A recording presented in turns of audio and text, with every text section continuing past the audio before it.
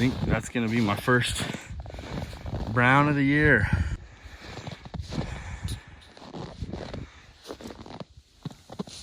Oh, not bad, busted, but a decent buck.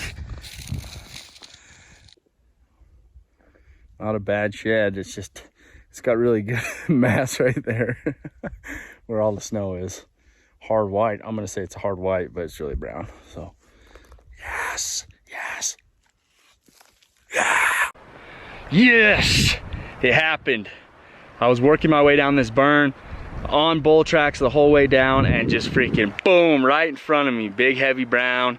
As soon as I get on the radio, I see the other side right here, 20 yards away. Side by side brown elk set, yes.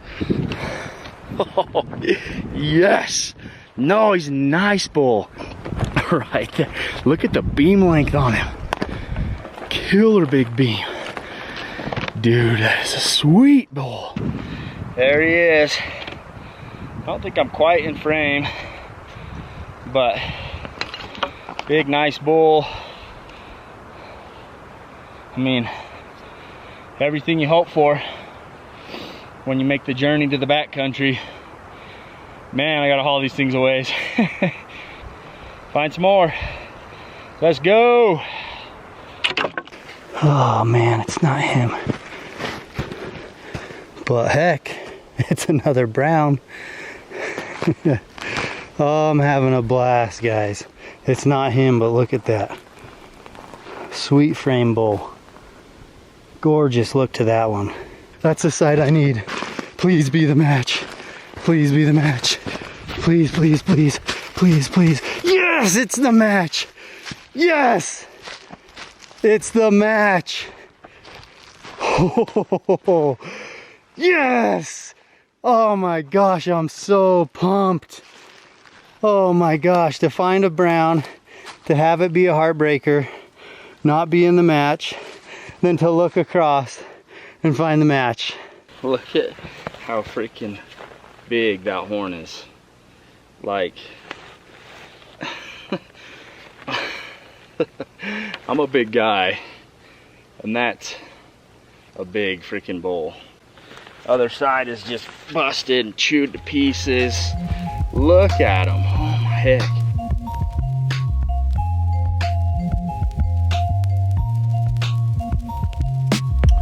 Welcome, welcome, welcome to the Cuttercast Vlogcast. My name is Seth Larson. It's been a while since our last episode, but we are back and we've got a doozy today. But before we get in today's episode, I want to tell you about Canvas Cutter's Spring Fever promotion going on right now. When you go to canvascutter.com and you purchase a Dominator full pull bundle, we're gonna give you the mesh for free. That's $105 value for free, just for purchasing a Dominator full pull bundle. That's it. Now, I know some of you out there might be like, well, Seth, I've already got a Dominator full pull bundle. And some of you might be like, I've already got the mesh. Well, guess what? You want a burrow duffel? You want the lightweight Summit to go do some backpacking in a little while? Well, we can hook you up there too, because when you use promo code SPRINGFEVER at checkout, you're gonna get 10% off anything you purchase. So go to canvascutter.com today, use promo code SPRINGFEVER or purchase a Dominator full pull bundle and take advantage of this promo. It's a pretty big one. It ends at the end of this month in April. So you might want to hop on it. All right, so for today's episode, I sat down with Canvas Cutter's own Ben Dettamanti. Most of you know him as Shedcrazy, and our good friend Eric Chesser to talk about shed hunting. They're two guys that are very passionate about shed hunting and are known as such. So I wanted to get their insights of what drives them and how they feel about certain regulations and how they do what they do and why they do it. I think you're gonna find this episode wildly entertaining. So without further ado, here's Shed Hunting with Ben and Eric. What's that, like 300 on here? Yeah, that's 350. 350.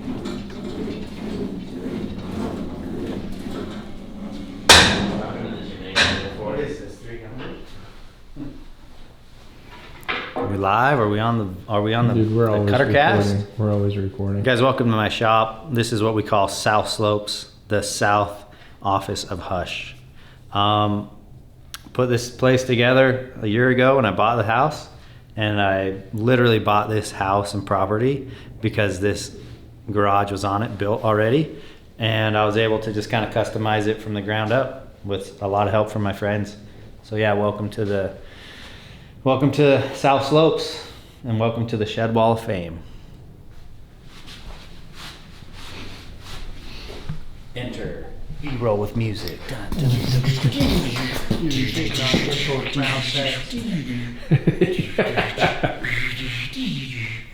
Edit, flashback, B-roll, focus. What? Close-ups. Swipes. Yeah, this is where I keep most all of my, what I call the keeper stack, which is right to your right set. This stack consists of all my favorite antlers from when I started shed hunting many years ago. And a lot of them are kept because of either the story, the size, or just the memories made from that particular set. Like, I have antlers in here that most people would be like, why do you even bother to keep a set that size?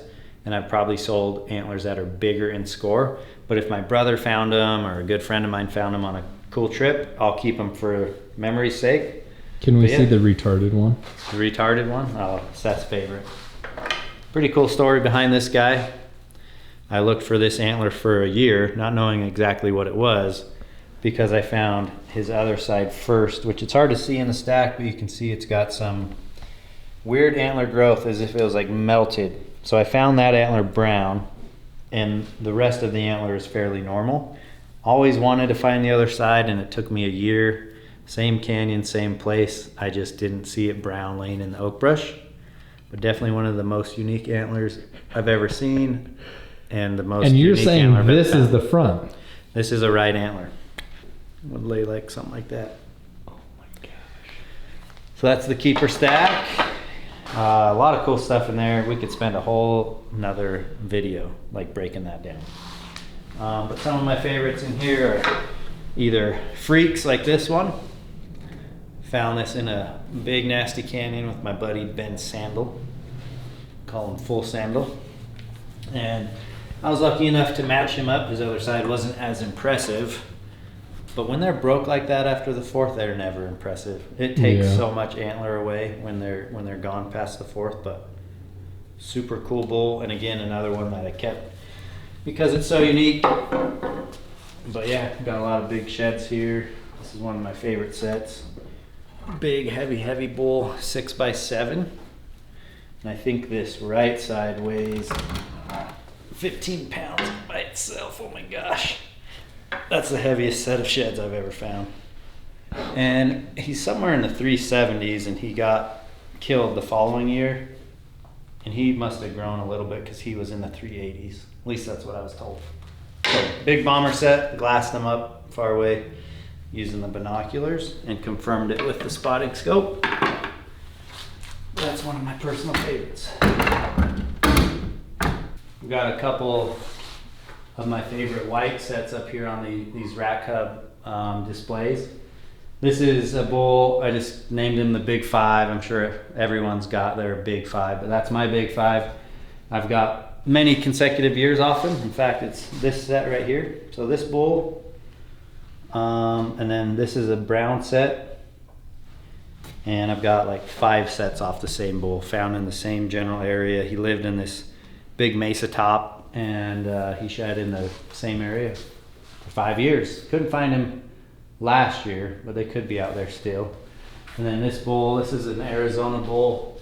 I picked up his right side brown. Was really motivated to match him up, and while I was doing so, I found his year before set. That's what's so fun about these big bulls, is they typically winter in the same general area year after year. It could be snow dependent, especially in some units, different than others. But that bull shed like same canyon, just one higher in elevation, and the white set down low by water. This is a cool bull. Probably my favorite set found this year brown. Found this set with my buddy Isaiah and Riker. Those guys were nice enough to link up and do a shed antler hunt with me. I found both sides because they were laying side by side. Not a high scoring bull, but just way better than average mass. And then that front floater Look at definitely makes him that. unique there. But a 6x7 frame this year. He typically had an extra on both sides, but his last year he lost it on the left side.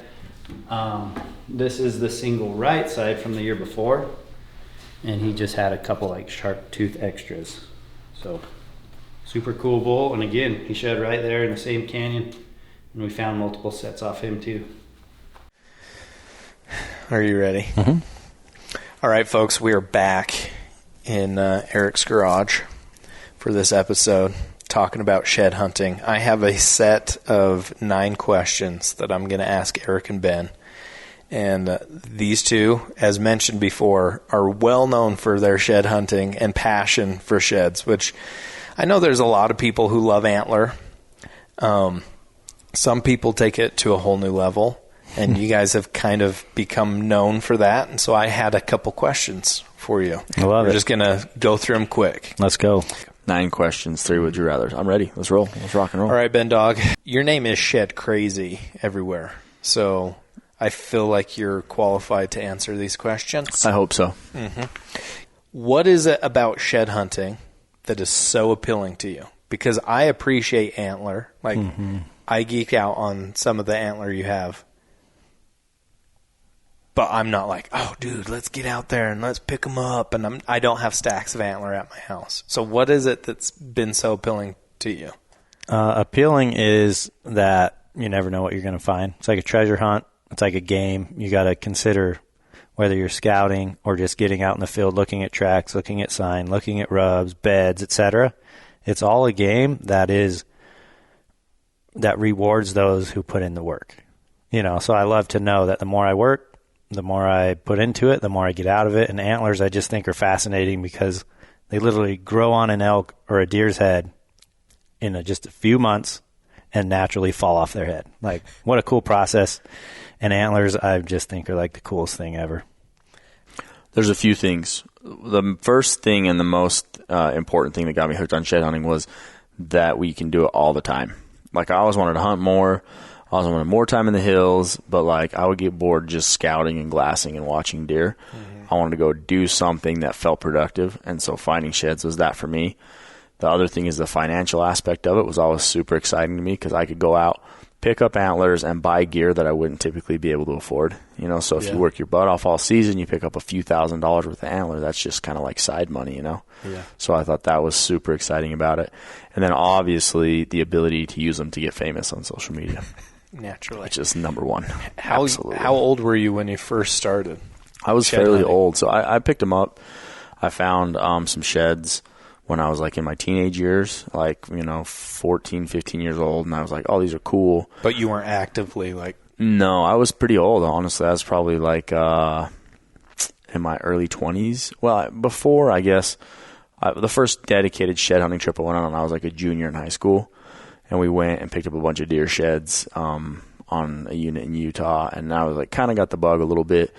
But it was really later when I moved in with my buddy Troy. We got a place together. And like he was pretty into it and I was starting to get into it. So we started going all the time together. And that would have been like 12, 13, 14 years ago, somewhere in there. I don't know. But like maybe my mid-20s. Okay. 13. 13 years old. So when I was 12, it could be considered 12. When I was 12, I was in Idaho, and I was hunting with my dad's buddy, and he glassed across the canyon. He's like, I think that's a moose antler over there. And I glassed over. I was like, you're right. That is a big old moose antler. And he found the set. From that moment on, it was like, Dad, take me shed hunting. That's all I want to do. Kidding me. Oh, no. What is the biggest elk set? Or what is the biggest elk shed you have found?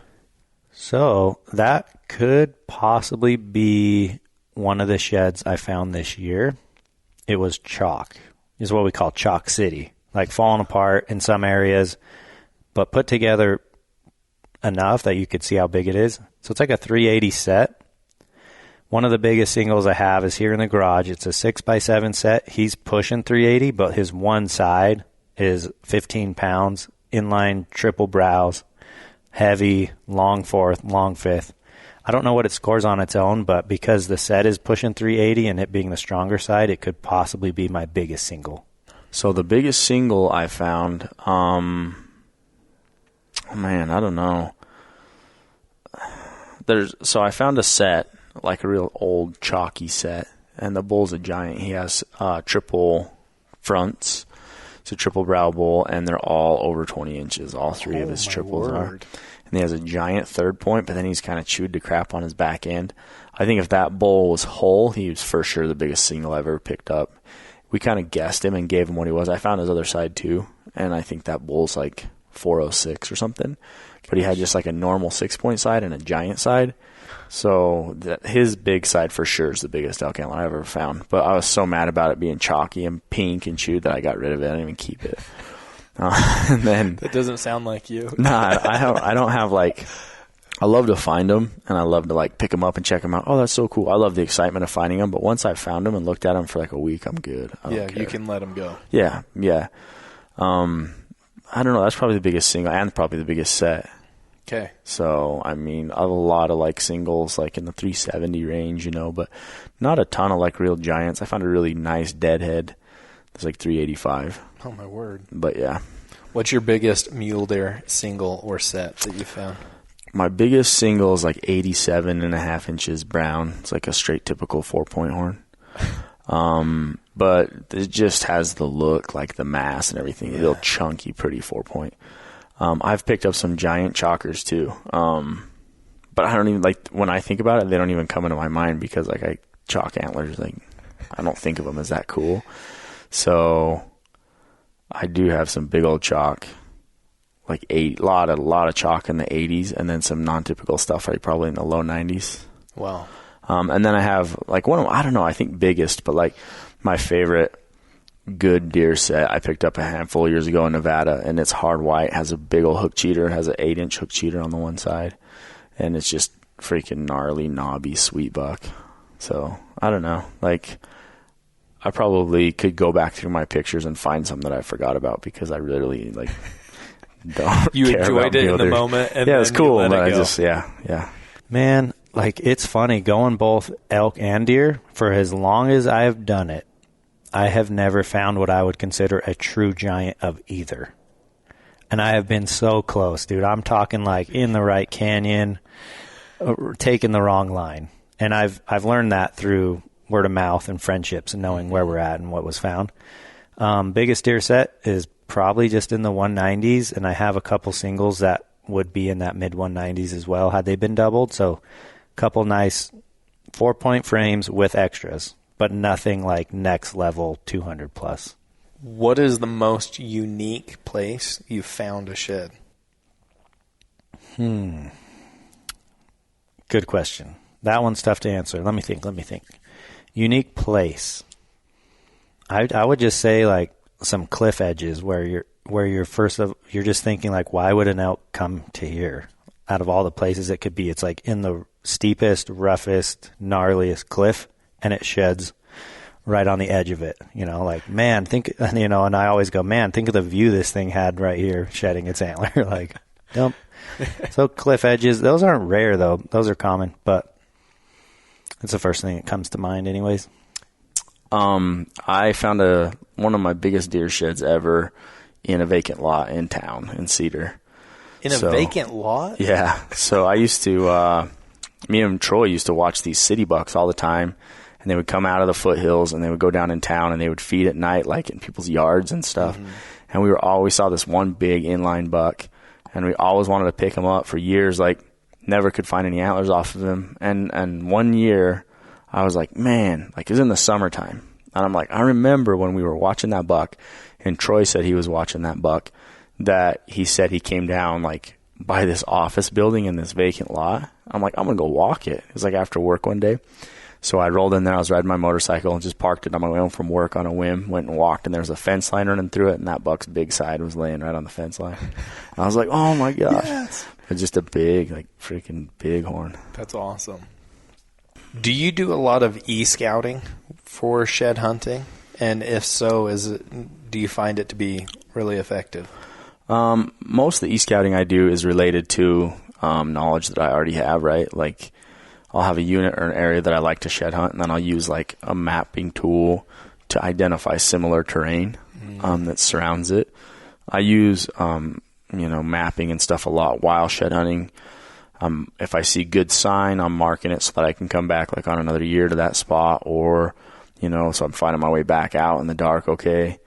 I use the e-scouting more for hunting, but yeah, I do use it quite a bit for shed hunting, just looking for specific terrain. A lot. I spend a lot of time on Onyx and Google. I'm looking for terrain, topography, south slopes, elevation. Those are the main things. Is it effective? Like, have Absolutely. you done a lot of e-scouting, been like, this looks like a spot, should hold some sheds, and then go there and boom, it's Absolutely. Good. But I'd say 9 out of 10 times it's because I have some previous knowledge of that general area where I'm trying to match elevation, match feed. So if you just sent me to, say, like Wyoming, where I've never been, e-scouting might get me close, but I might not nail it down like I do some of the other stuff I hunt. Do you feel like, I've heard this from shed hunters before, but do you feel like you can sense the presence of a shed? And then have you felt that and found a shed? I have definitely come over a ridge and glassed a hillside, big hillside, and instantly zone in on like an oak brush patch and be like, there should be a shed in there. Pull up the binoculars. I was right. Another example is, coming through a set of trees or brush and there's a saddle and all of a sudden tracks, elk droppings. You're like, there is a brown right here. I need to find it. And you do. So yeah, definitely you just know when you're in the zone. Oh yeah. Yeah, definitely. I don't know if you remember when we were on that lion hunt. Yeah. And we were coming down and I started looking around, and it's just a lot of years of seeing like the type of stuff they like to hang out in. But we hit an elevation in that lion hunt where I'm like, bro, there's sheds here. Multiple times you're like, there's sheds here. For sure. I know it. And like before we even saw any elk sign, I'm like, this is the zone for sure. And then we started dropping off the face, and there's beds and droppings everywhere. Yeah. So I think it's just like you get used to knowing the general kind of stuff they like, and when you see it all combined in one area, you're like, this is the zone. And there's been a lot of times where like you'll be hiking and you'll be like, oh, I'm in the zone for sure. And multiple times, then you'll be like, oh, you start finding antlers. All right, this next one may be a little bit controversial. Okay. I know you have strong feelings about it. Sure. Are the shed seasons that have been put into place for the states, do you feel like they're justified and logical? Because the arguments behind them are things like, well, shed hunters are pushing the animals off their winter range, or, the elk are trying to recover. They just had the rut. They're really depleted, and these shed hunters are pushing them around and causing stress. They use stress, a lot of stress on the animals. Like, do you feel the shed seasons do you feel like that happens and shed seasons are justified, or are they not logical enough to be justified? I think it's somewhere in the middle. Like, I'm generally opposed to shed seasons because I think that they're, for the most part, done without any research and any science. It seems like they're a public opinion thing. There's people that decide, oh, yeah, the animals are too stressed or whatever, and they start making a stink about it, and then the state feels like they have to issue some sort of regulation. I think that the places where I shed hunt, they're unnecessary because they're desert, they're low elevation, the elk are hardly ever snowbound. They don't get depleted like they would in high snowfall areas. I just think that when states look at putting those regulations into effect, they need to actually do a little bit more research. I'm okay with seeing a shed closure in an area that has significant snowfall where the elk actually have a hard time and get seriously depleted. Shouldn't there be a closure on everything then? Right, yeah. Because there's still people using it, snowmobiling. Yeah, there's late cow hunts that go during the shed closure, so like you can hunt them. And like this idea that you're stressing out elk, right? People use that all the time. Oh, you're stressing them out. Like an elk's whole life is avoid predators. That's his whole life. You're not stressing out an elk by bumping out of its bed one time. I don't care what anybody says. A big bull that's on the winter range, even if he is depleted, he's going to stand up out of his bed. He's going to walk or jog a couple 100 yards to where he feels safe. You're going to walk by, and that's the end of it. And, like, the argument is that they're repeatedly bumped and bumped and bumped and bumped and bumped. And, like, I don't know, it just seems like a stretch to me. I don't think that that's actually going on from what I see in my own experience out there. So largely unwarranted. I would say for the most part, no. Doesn't make sense because not every area is that deep snowfall, high pressured, etc. They would make a lot more sense to me if they closed literally every activity on that critical winter range area. Because that would still make sense. Snowmobilers, there's still people hiking around. Exactly. If they said, hey, listen, guys, this is a critical winter range area. There's literally no activities, no hiking, no walking your dog, no predator hunting, no coyote calling, no shed hunting. I would be like, nice. Like, seems to make sense. Now when they're like, hey, there's no shed hunting. But again, for the most part, it's the act of picking up the antler. Yeah, so you could I go can and go mark walk, it. which would still push elk. I can still go hike, which would still push the elk. But the physical act of like picking up a bone is the illegal part. So it's not logical. Not at all. Are the good old days of shed hunting over? Yes. When I think of the good old days, I think of being able to go up into a canyon and finding everything from chalks, whites, browns. Those days are over for the most of the popular stuff. Now, is there some wilderness area like deep in the backcountry that's got both, all the above? There is, but for the most part, the stuff that gets hit is now you're mostly looking for the fresher stuff. You know, the 1-year-olds that got missed in the browns. So the good old days of just stacking it, packing it, They're done. they're over. No, they're definitely not. The game has changed, right? The easy days of shed hunting are over. The days when you could just go to a random road in an elk unit and go for a walk and find a ton of elk antlers. It's harder because I think elk are more some of the great elk hunting states are poorly managed right now, so there's not the bulls that there could be. But it's just a matter of how hard you work and how much more you're willing to do, how much more you're willing to scout, and the time you're willing to put in. The good days are whenever you make them. Like I believe that on most things. Like it can be lost. I think that like we could manage the elk down to a point where it's just like not worth doing anymore, but we're not there yet. So some people have said multiple times that like social media and these content creators have ruined shed hunting. Is that a true statement? No, it's not. It's definitely made it more popular and it's changed the game a little bit. But yeah, it used to be easier to find antlers because you could go to more obvious places because there were less people doing it and more sheds getting missed. Like that's undeniable. But it hasn't ruined it because it's created a community surrounding shed hunting now. Like back in the old days, you know, you find a nice antler and you know, who are you going to talk to about it? Maybe you got one buddy that even cares about finding antlers. You show them a shed antler and they'll be like, oh, we just leave those on the ground when we're hunting. You know, and like if you're stoked about it and you love it and you want shed hunting clothes and you want like shed hunting videos to watch and you want chews for your dog made out of antler, then it's better than ever. It's an industry and a business and also like a community now. So I think it's cooler now than ever before. That's awesome. Well said. Ruining it? No. I would disagree with that because it's a great activity, which most of the stuff we do, like 98% is on public land. It's just, it's inspiring others to get out and enjoy the access to public lands that we all have. It's not ruining it because I'm 38, been doing this for over 20 years, and not this year but last, I had my best year ever. Wow. So for the people that want to sit home and complain from the couch and say, hey, you know, it's just not as fun anymore because I can't get out and find any, I'm like, I used to walk up a draw and pick 100. Stay home. Let the rest of us that want to put in the work and work hard go reap the rewards. Now, is it popular? Definitely. The internet has helped that. Social media has helped that. YouTube channels have helped that. But I would say that's just like the natural evolution of technology. There's probably more people that collect coins than there was 10 years ago because someone saw it on the internet. So, yeah, but it didn't ruin it. Okay. As you already know, we end these episodes with some would you rathers. So I've got 3 would you rathers for you. Okay. Number 1, would you rather find a 370 elk set or a 204 mule deer set? That's tough. I think I would probably take the mule deer, which Really? is funny because I'm an elk guy through and through, right? You bump that elk setup to like 380 plus, I'm an elk all day. But in that ratio, I've picked up enough bulls in that range and not hardly any mule deer in that range, like just maybe a couple.